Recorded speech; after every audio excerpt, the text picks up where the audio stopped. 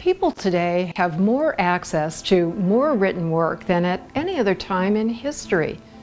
Books were once a hard-to-obtain luxury, but now you can have just about any book swiftly shipped to your door or instantly downloaded onto your screen.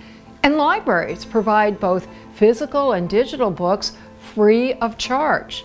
But do we have a right to read books? Freedom of speech allows us to say or write whatever we want, but do we have a right to hear or read whatever we want? A right to receive information and ideas?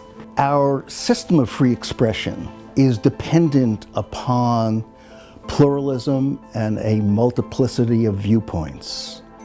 I think books are the foundation for our democracy. I just think it's the cornerstone of everything. Ideas and thoughts and points of view. I think when we start putting limiters on voice and we put limiters on perspective and inclusion, I think that's a slippery slope, and that's a place I don't want to go. The banning of books has been around as long as books themselves. Throughout most of the history of books, the banning occurred before the book was even published. No book could be printed unless it received an official government license, so many books didn't even see the light of day. In Boston in 1651, a book that was critical of Puritans was banned. All copies of it were publicly burned. Ever since then, controversial books have continued to be suppressed. In 1939, an Illinois library burned The Grapes of Wrath.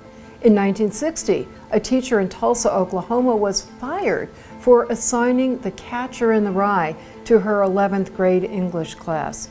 D.H. Lawrence's Lady Chatterley's Lover, James Joyce's Ulysses, Maya Angelou's I Know Why the Caged Bird Sings, Mark Twain's Huckleberry Finn. All of them have been targeted for censorship. The attacks have come and are continuing to come from both ends of the political spectrum. For example, Harry Potter has been attacked from the right because of witchcraft and insubordination toward parents and teachers, and from the left because of author J.K. Rowling's views on trans issues. More books are challenged every day. People ban books or seek to ban books or keep them out of libraries or keep them out of the hands of the public because whatever's in there is considered by them to be offensive. They think that they can somehow solve the world by limiting what knowledge people have. And that's why a lot of these things happen in schools, because if the kids see this book, if the kids see this painting, if the kids listen to this music, trying to protect the children becomes a very powerful intoxicant. There is talk of banning 16 books in Polk County Public Schools. Activists demanding that the library ban more than 400 books. We need an audit of the library and for pornographic and sexual content. Today, schools are a focal point of book bans, which have been skyrocketing in recent years. Book banning legislation has resulted in hundreds of books being removed from classrooms and school libraries across many states. Collierville School is under fire after pulling books from the school library. At our school, we go to Collierville High School, there were about 300 books that were pulled off the shelves within the first month of school, most of them having to do with Black Lives Matter movements and LGBTQ+ communities. For the most part, the parents that we work with, they don't look at this as banning books. What books are available to children now in schools, families believe are either age inappropriate or content inappropriate, and they have raised questions about that. More than anything, families want to know what their children have access to and have a little bit of oversight into that process. I don't think that anyone should have the power to pull a book off and impact another student's education if they're not your own. Students Milana Kumar and Selena Shamsuddin helped form the Tennessee Youth Coalition to effectively lobby against book banning legislation in their state. The one that we did the most work on was House Bill, Senate Bill 1944, and that prohibits the existence of obscene materials in our classrooms, both classroom libraries and school libraries. Obscene is something that's going to be different for everybody. I'm not entirely sure what my own definition is. I don't have the same beliefs a lot of the time as my mom, but my education should be up to me and my mom, not like a school-wide decision made by one single person. Who has oversight into what books are in a school library that children are reading, have access to, or being assigned as curriculum? For that to be done by administrators behind closed doors, I think is worrisome to people, and I think with good reason. We're not trying to promote inappropriate things. We're not promoting risky behavior or indoctrinating people. What we're doing is we're presenting a global view.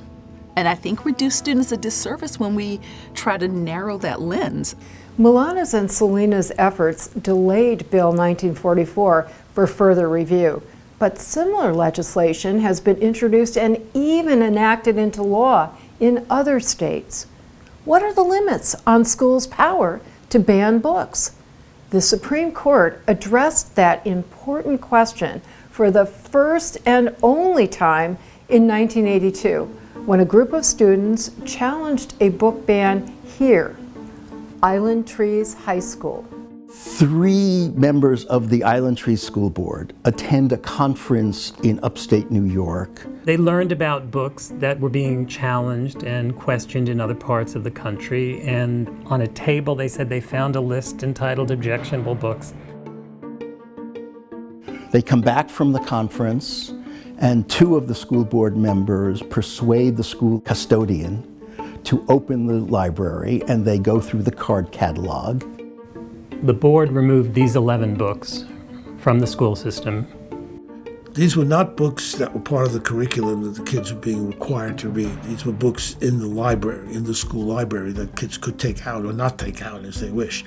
These were books like Slaughterhouse-Five by Kurt Vonnegut, The Naked Ape by Desmond Morris, which was a book on zoology. A Native American Love Story, 2 books by Jewish authors.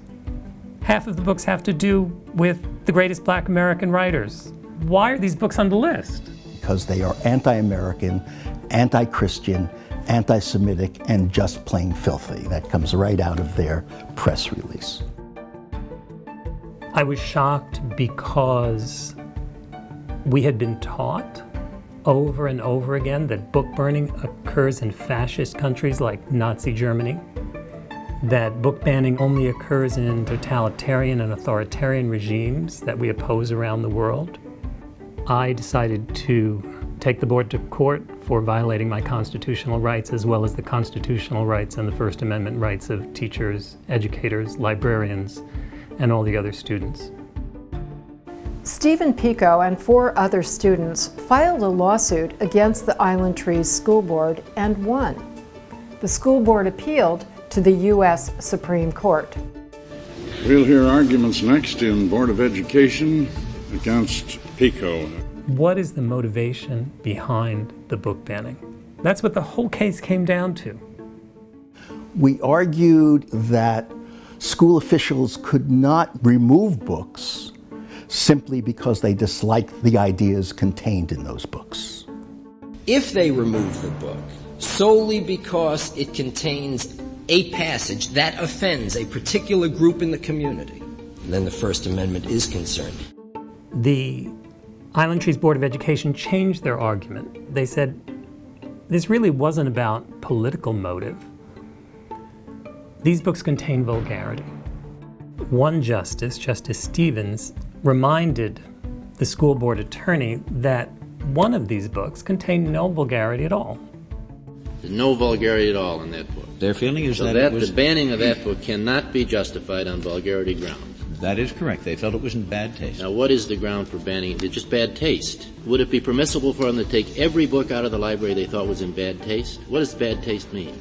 4 justices vote for us, 4 justices vote for the school board, and Justice White, the deciding judge, rejects the school board position and basically says the case should be sent back for a trial inquiring into the motive of the school board. Rather than go to trial to explain how and why they banned books, the school board restored the books to the shelves.